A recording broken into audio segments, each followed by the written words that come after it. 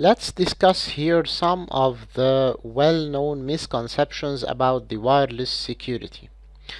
Some of the general misconceptions are as follows. Some of the organizations think that they are not using wireless for sensitive data. So the wireless network is not in direct connection to the sensitive data.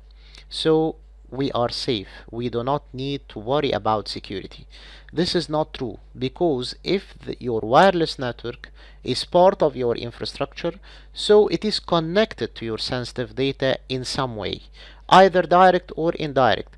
So consider isolation, consider separating both traffic, either through separate VLANs, either through placement of firewall, or by encrypting the traffic, or by controlling the traffic passing from the wireless network to the wired infrastructure. It is not enough to say that my wireless infrastructure does not contain any sensitive data, but it is connected to the wired. So think how it is connected. Think how the attacker may use your wireless network to access the wired infrastructure and to access the servers and reach your precious data and damage them. You should think of the traversing traffic between the wireless and the wired, and how to be controlled and how to be filtered.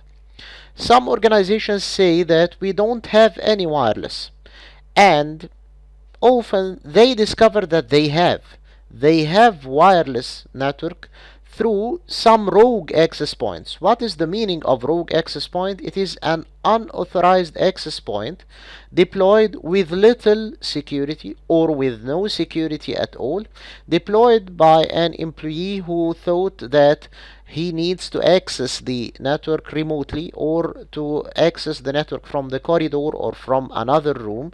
So he, with good intentions, implemented an access point inside his registration jack 45 connection or slot, and instead of placing his machine, he placed a rogue access point with no security at all. He managed to access the network through this rogue access point, but the problem is he allowed others to access your network even from outside the building or from outside his room.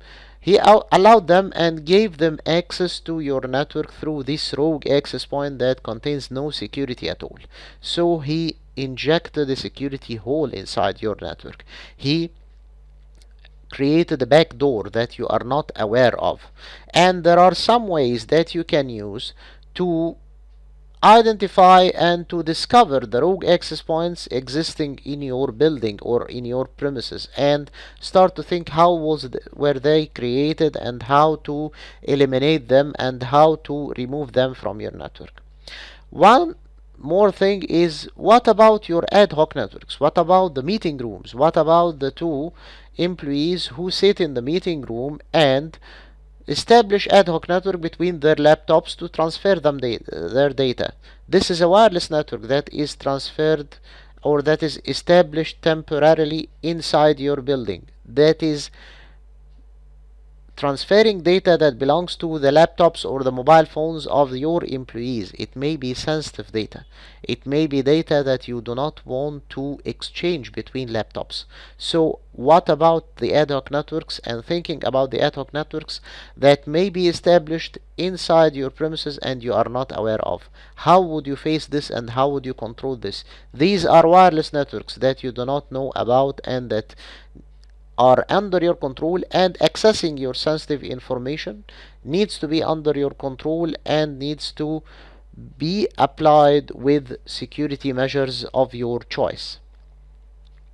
Other misconceptions is that some organizations say we cloak our SSID, service set identifier. We cloak means that we hide, so people cannot join our wireless network. This is a good defense, that you cloak your SSID, but do not depend on this defense and say that it is impossible for anyone to know about this hidden SSID. No, it is possible, because by passively listening to the network, an attacker can capture the network name by using any sniffer, by using a wireless sniffer to capture the wireless traffic, and analyzing this traffic, you can know the network name, you can know the hidden service set identifier. There are some softwares that can show you the broadcasted service set identifiers, SSIDs, and the hidden service set identifiers, and they are free, like the NSS Insider. The Insider with double S. This is a software that is free and used, maybe set up on your laptop, and can show you the broadcasted SSIDs and the hidden SSIDs as well, with no effort from your side at all. You can say to yourself that I'm using MAC based access control that restricts access to authorized users. Yes, this is good, this is a good defense, but it is not 100% protecting your network, because an attacker can monitor the network to identify valid MAC addresses and spoof his MAC address with another valid MAC address and fools your MAC address control.